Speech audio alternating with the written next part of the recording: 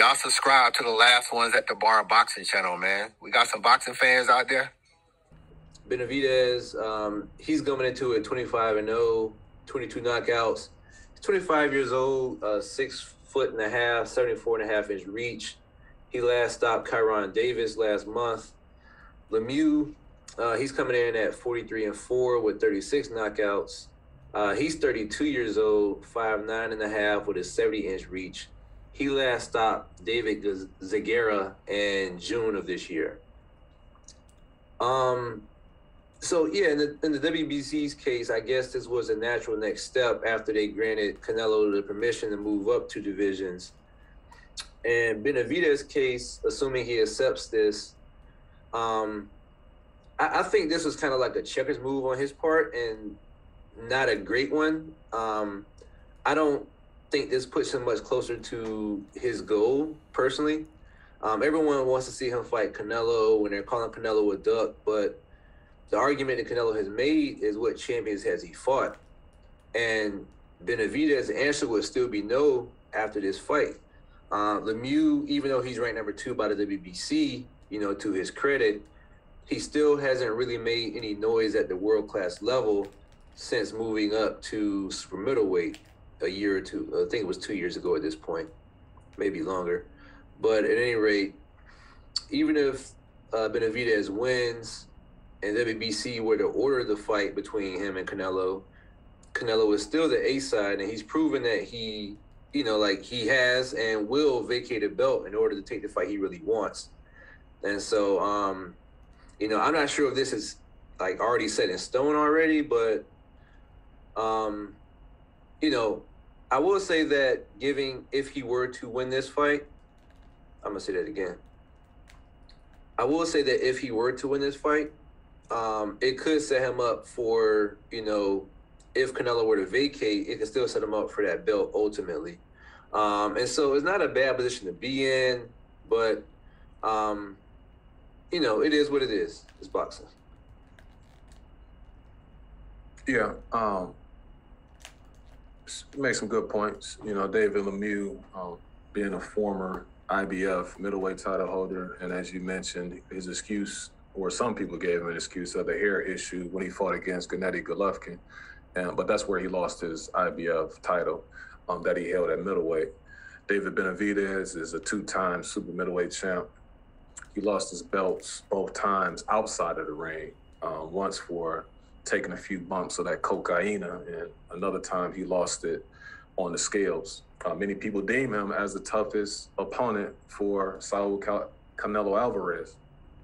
He has a really good punch output, very quick hands, offensively gifted. The only reason I'm not up in arms about this fight is because it is for the interim title at super middleweight. If not, I would ridicule David Benavidez if he was just taking this fight just to stay busy. But the fight will put him in position to fight Canelo or fight for the belt if Canelo decides to vacate. The fight will take place in either March or April on Showtime. I think that David Lemieux has a shot because he does have devastating power, mainly in that left hook. But he hasn't looked as destructive at 168 as he did at 160, although he knocked out his last opponent in 2, but his last opponent wasn't really, anything to write home about. And then also in this fight, it's going to be the first legitimate fighter David Benavidez that has faced who legitimately can KO you with both hands. I think that it won't play that much of a factor in this fight because Lemieux's arms, he doesn't have the longest of reach. And I think that Benavidez, he knows how to control distance. And also he'll be a little bit too long, and his work rate will just overwhelm Lemieux. Also with Benavidez, he hasn't looked tired at all in his last few fights. It seemed like he's starting to get his, I wouldn't necessarily say man strength, but he's starting to come into his own as far, as like physically, his endurance and things like that. Very fast hands, and he usually beats his opponents into submission. Rarely KOs guys with, early or with one punch, although he got the KO against Jalen Love. I want to say that was like the second round, but typically you know, it's an accumulation of shots with him. He breaks his opponent down. His work rate doesn't change much throughout a fight. He actually kind of increases his punch output as the fight goes on, you know, from rounds 1 through 12. I think this fight is going to get ugly for Lemieux, to be honest with you. The good thing for Benavidez is he's going to be staying active, and he's facing kind of a knockoff version of Canelo. So he can take away some things in this fight that could help him against the #1 pound-for-pound fighter if he's successful and gets Canelo in the future. No one at 168 can match Benavidez's work rate. I mean, there's just nobody out there. If you look at the division, I mean, that's the one thing that he brings to the table that no other guy, you know, can even come close to it, including Canelo. You know, just that punch rate, you know, on a consistent basis throughout rounds 1 through 12. Also, when you look at the 168-pound weight class, I was kind of like just shocked that they would put David Lemieux in consideration for interim belt, you know, with other guys that are out there. But if you look at it, who else could they really put David Benavidez against for the interim title? Because when I'm looking, Caleb Plant, I don't think that that's something that he would be interested in coming right off the Canelo loss. And then BJ Saunders, I think he's still kind of injured. And then Benavidez has already beaten Darrell. And then if you look at John Ryder, I don't think that's much of an upgrade from Lemieux. And then everybody else, you just wouldn't know, you know, at the 168-pound weight class. Now, also,